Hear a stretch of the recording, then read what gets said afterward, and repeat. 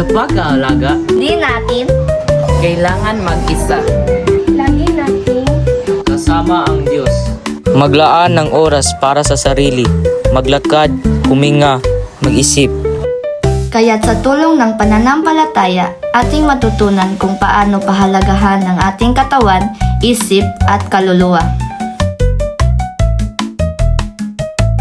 Ang pag-alaga sa sarili ay hindi pagiging makasarili. Ito ay pagkain ng masustansya, sapat na tulog at ehersisyo.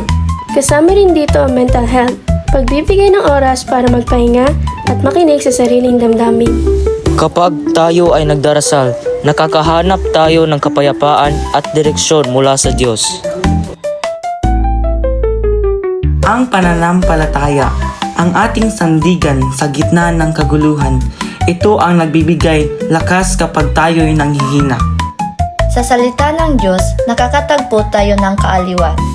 Come to me, all who are weary, and I will give you rest.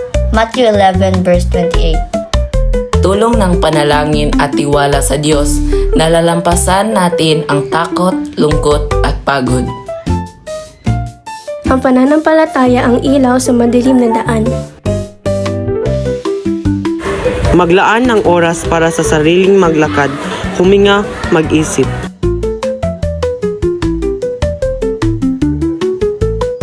Magdasal araw-araw, ibigay ang takot at alalahanin sa Diyos. Mag-ayos ng paligid, malinis na kapaligiran, malinis na isipan. Magpakita ng pagmamahal sa pamilya, kasama rin ito sa pag-aalaga sa sarili. At huwag kalimutang gawin ang mga bagay na nagpapasaya sa iyo.